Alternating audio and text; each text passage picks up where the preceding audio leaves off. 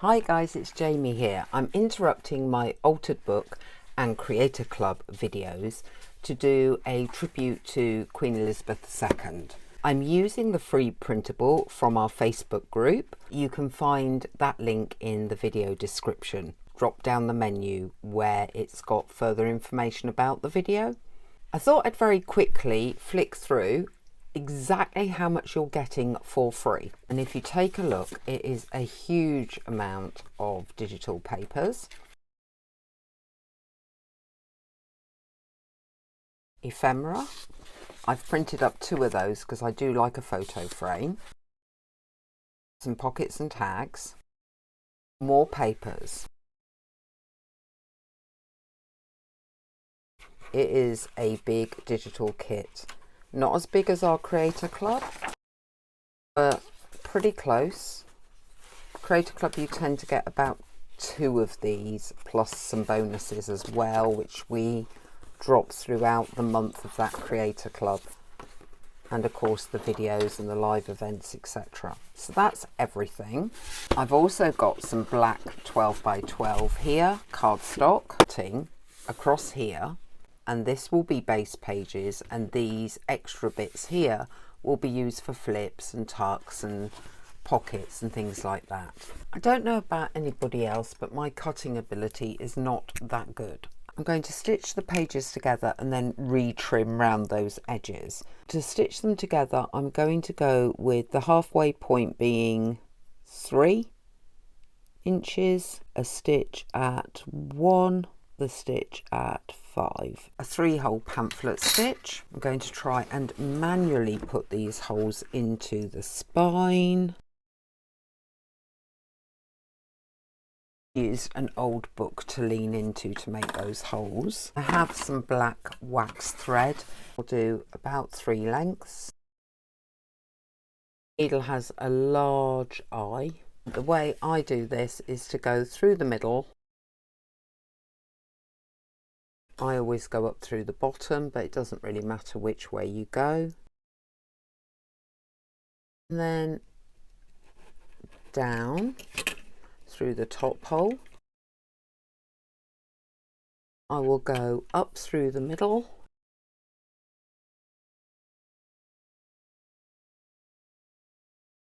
Pull it tight. Tie a knot one way. Tie a knot another, and then you can reverse it again and tie the other way. I'm going to take off some spare thread. That is our pages put together. What I shall do to cover those holes, and I've yet to straighten my pages, is I'm going to take some black masking tape or picture framing tape and run it over that spine. It's not the neatest, but I'm making a notebook. You can of course make a cover if you want. Trim that up. Before I go any further, I would like to get all of these in alignment. The way I shall do that is I will take a ruler.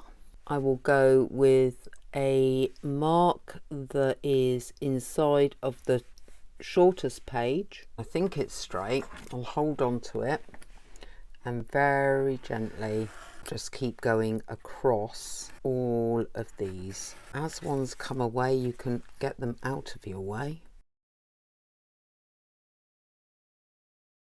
Now I've cut it down, I'm a little bit undecided whether I want to make a proper cover and add this to a cover, or continue to make it as more of a notebook journal.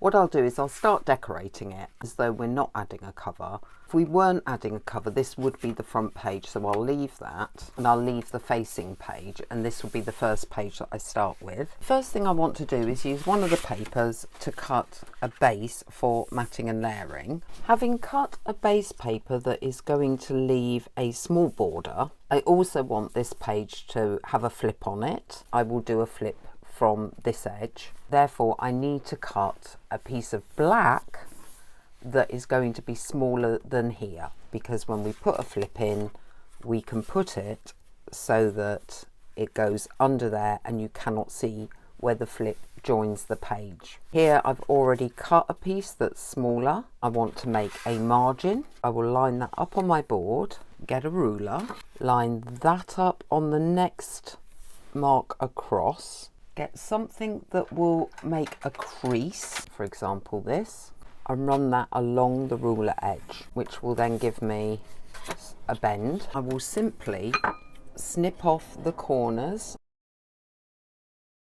and that could be tucked under that base patterned paper. But before we do that, I'd probably want to add a paper to this side and this side as well. Therefore, I need to measure this and go slightly smaller and cut a base paper for both sides. Once you've cut some base papers, because we're keeping this one quite simple, I will be gluing this on. Now just remember which way your flip is going, because you don't want, if you've got a set print, it being upside down. So that's the correct way on that side.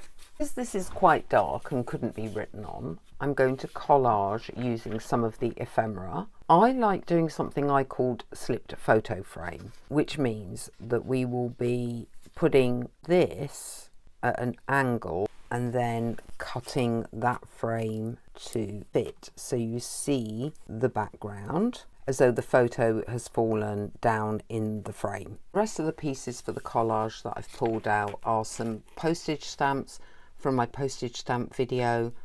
I can include that link in the video description. We have a label and I've cut a Union Jack. Does that fit?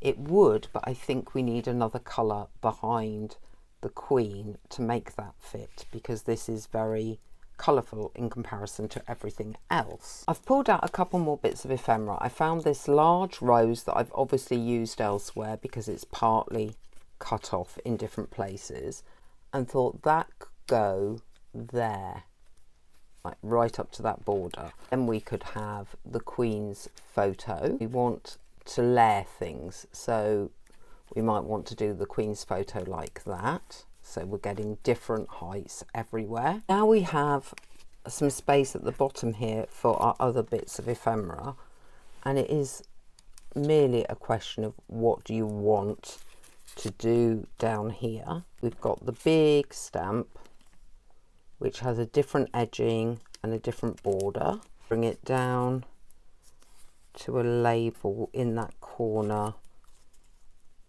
and a Union Jack at an angle. Might work quite well. I'm not overly keen on that label being completely blank. I have a postal zigzaggy type mark, and I'm thinking, because I also have a very dark blue, nautical blue permanent ink stamp, marking it up. Just going to, again, slightly at an angle, slightly going over things, put that ink stamp down. And I think that does help give it something. I may even find a postmark. It's a question of, do we want to go over the stamp itself or over the label? I think we'll go over the stamp and butterfly a little bit. The first collage. I'm not going to go through every single collage that I'm going to do on this notebook. I will show you the different flips, tucks, pockets that we're going to do per page. I've completed a bit of a collage on this page and left some space for writing notes. This now needs to go on to page 1. Positioning is up to you, but I tend to come in a bit. That hinge will be held in place by the paper going over, big sweeping burnishing motions so that we have a nice flat piece of paper. And that is our page 1 done. Let's do our second page. On a practical level, if you have a flip on a page, the following page is quite difficult to write on. Therefore, on this page, we're going to use a piece of the paper to cover it. I have some spare black card from that flip that we did on page 1, which would make a belly band. Part of the kit, there was this border, and also as part of the kit were these little cards. What we shall do on this page, a belly band and card. Page 3 and 4, I just want to do some writing spaces, but preferably with some interest. What I've done is I've taken one of the papers that's already been used and torn it diagonally. I've taken a new paper and made it so that it will fit in our page, and I'm simply going to glue it so that you get that effect on page 3.